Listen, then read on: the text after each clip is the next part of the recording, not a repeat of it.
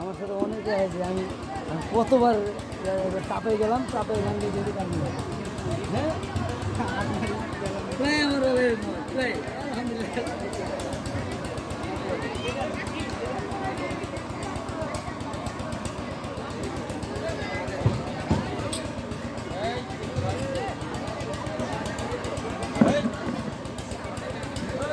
মাহমুদুল মাহমুদুল আরেকটু আগাও, আরেকটু আগাও। হ্যাঁ, আসসালামু আলাইকুম। ওয়ালাইকুম আসসালাম। ভালো আছেন? আছি আলহামদুলিল্লাহ। ভালো আছেন? এই তো আলহামদুলিল্লাহ। বসতে পারি? আসেন বসেন।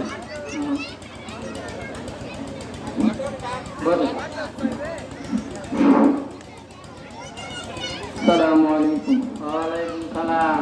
আপনার গাড়ি আছে, কে আমাদের হবে ঠিক আছে না?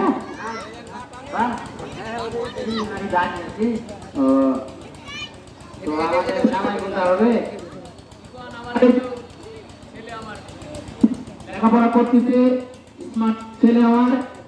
এই তো ছেলে, এটার জন্য দিয়ে আসছিলাম। আপনার দাঁড়িয়ে আছে, আমি পছন্দ করবে। আচ্ছা, ওটা দেখছি আমি। শর্ত ছাড়া তো দিয়ে দেবো না, শর্ত আছে আমার। তাই আপনার ছেলে কোন লাইনে পড়াশোনা করে? আমার ছেলে তো লেখাপড়া করতেছে আর কি, আর 1 বছরের পরে শেষ হয়ে যাবে, তখন চাকরি বাকরি পাবে আর কি। ও দাওয়া বুঝি না, মূলবি লাইনে নাকি? হ্যাঁ, মূলবি লাইনে। ও তো আমি তো বিয়ে দেবো, কিন্তু আমার কিছু শর্ত আছে। কি শর্ত? আমার যা শর্ত আছে সব আপনি বলতে পারেন। আমার ছেলে সব দিকেই পারফেক্ট আছে, সব কিছু পারে। আপনি আমি 4টা শর্ত বলবো, যদি হয় তাহলে আমার মেয়ে বিয়ে দেবো। একটা প্রথম শর্ত, আমার 4টা শর্তের ভিতরে প্রথম শর্ত হচ্ছে, বাবা আমার মেয়ে কিন্তু দাড়িওয়ালা ছেলে পছন্দ করে না। যদি আমার মেয়েকে বিয়ে করতে চাও, তোমার দাড়ি কাটতে হবে। কারণ আরো তো মাদ্রাসা ছাত্ররা পরে দাড়িও কাটে, ওদের মতো স্মার্ট হতে হবে। দাড়ি থাকলে কি স্মার্ট লাগে? আপনার কি আর কিছু বলার আছে? হ্যাঁ আছে।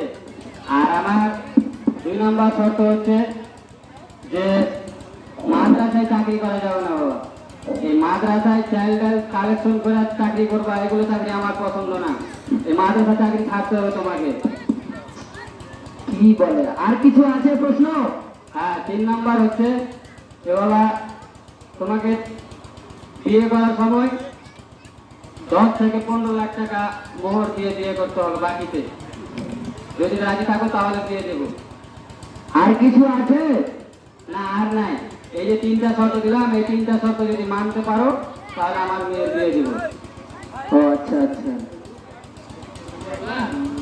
আচ্ছা। উনি ওনাকে প্রশ্ন করছে যেহেতু, উনি কিছু বলুক, উনি শর্ততে রাজি আছে নাকি আমার ছেলে। আমি তো মনে করি আমার ছেলে তো এই শর্ততে রাজি হবে না, তারপরে উনি যদি রাজি হয় তাতে। আপনার প্রথম নাম্বার শর্ত আপনি কি বলেছিলেন? যে তোমার দাড়ি রাখা যাবে না বাবা, দাড়ি কাটতে হবে। আপনি কেমন বাবা যে আপনি আল্লাহ রাসূলের সুন্নাতকে কাটতে বলছেন? আরে আপনার মতন বাবার মেয়েরা যদি 1000টা আমার কাছে প্রস্তাব নিয়ে আসে, তাকে আমি ছুঁড়ে ফেলে দেবো, তারপরও এই আল্লাহ রাসূলের সুন্নাতকে আমি কাটবো না। আপনার প্রথম নাম্বার প্রশ্নের আপনি উত্তর পেয়ে গেছেন, তারপরে একটা আমার বড় ভাই বলে দিবে। বড় ভাই, আমি আর এই বাড়িতে এক মুহূর্ত থাকবো না। বরং ছোট ভাই, এত মাথা গরম করো না, তুমি না আমার। না বড় ভাই, তিনি বলেছেন আল্লাহ রাসূলের সুন্নাতকে কাটতে। হ্যাঁ, তুমি মাথা ঠান্ডা করো, বসো, আমি দেখছি। না, আমি এই বাড়িতে এক মুহূর্ত থাকবো না। না, আমাদের তো একটা মান সম্মান আছে। না না, আমি বসবো না। আমি বসবো না। এখন আপনার মান সম্মান, আপনার কিসের মান সম্মান? আপনার মান সম্মান আপনার পকেটেই আপনি রাখেন। আপনি এগুলো কি বলছেন? হ্যাঁ, আমার ছোট ভাই এমনিতেই প্রচুর রাগী, অল্পতেই রেগে যায়। আমরা দিনদার ফ্যামিলির মানুষ। ঘটক সাহেব যে কিভাবে আপনাদের ফ্যামিলিতে আমাদের বিয়ের কথাবার্তা করেছে আর আমরা এসে গেছি, এসেই তো ফেসে গেছি। এখন দেখছি আপনাদের এই অবস্থা। দেখেন আপনার বড় ছেলে শার্টের বোতাম খোলা, দেখছেন?